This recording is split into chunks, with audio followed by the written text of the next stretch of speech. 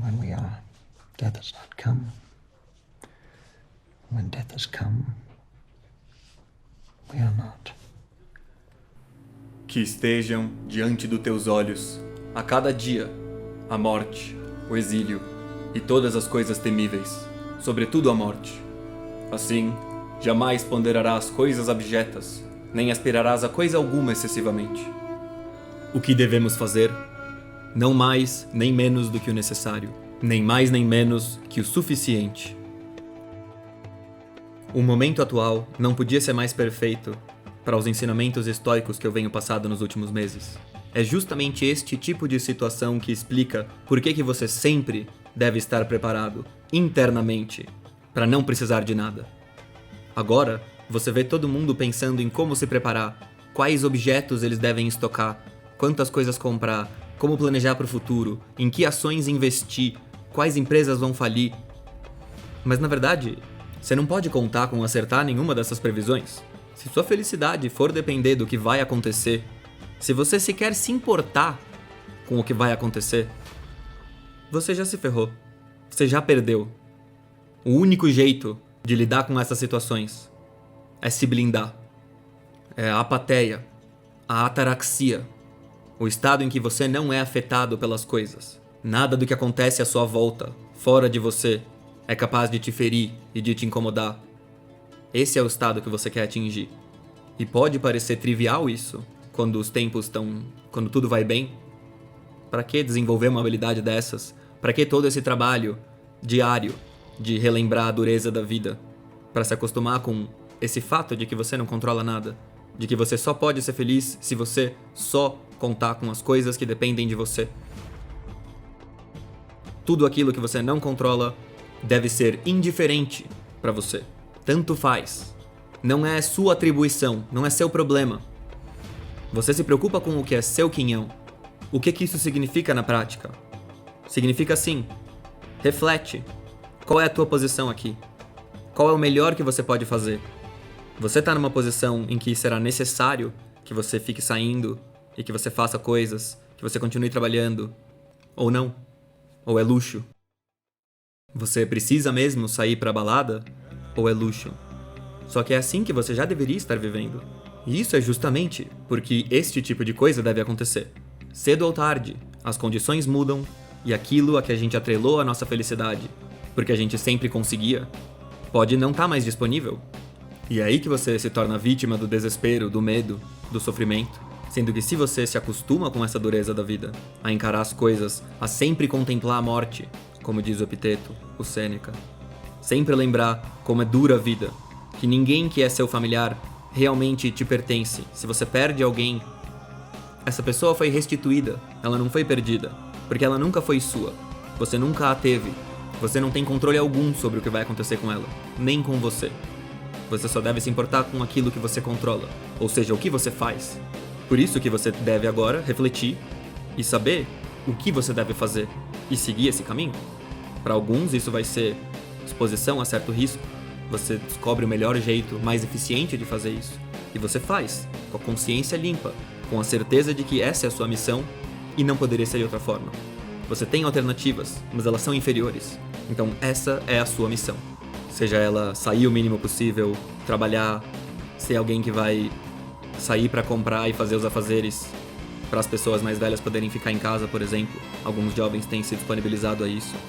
Cada um vai saber o que é melhor para ele, o que ele acha que pode fazer aqui. O importante é isso. Não tem como eu dizer para você, nas suas condições, qual vai ser a melhor decisão. Você tem que avaliar por si mesmo. E aí o que eu te digo é, siga isso com convicção, da melhor forma possível, que é se pautando pelo necessário, pelo suficiente. Em tempos difíceis, ou mesmo quando não são tão difíceis assim, em tempos que as pessoas estão esperando dificuldades, tudo aquilo que é mais efêmero, trivial, todas as besteiras que as pessoas aturaram porque dane-se, essas coisas vão começar a ir por água abaixo.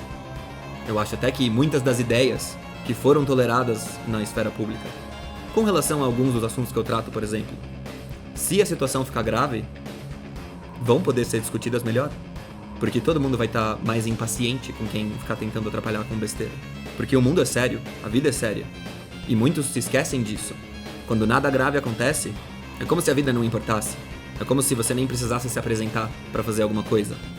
O mundo acontece sozinho. Mas em momentos difíceis, não. Você vê as coisas à sua volta e você sabe que você tem que fazer a sua parte. Às vezes porque outros dependem diretamente de você. Ou às vezes porque você pode acabar ferrando os outros se você não se preocupar. Você tem responsabilidade automaticamente. E vão ser muitas as pessoas que vão ficar na sua orelha de blá blá blá, reclamando ou achando que você não tomou a decisão certa. E não importa isso. Você nem precisa explicar pra elas. Explica pra quem você quiser. O importante é você refletir bem qual é o melhor curso de ação. E daí você tem que tomá-lo da forma mais eficiente possível. E encará-lo de forma estoica. Ou seja, sem ser afetado pelas coisas que vão atrapalhar o seu caminho.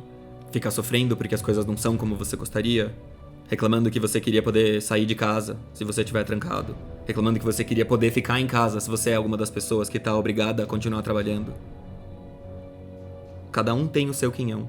Se você não é um rei, não haja como um rei. Se você não é um presidente, não haja como um presidente. Se você não é imortal, haja como um mero mortal.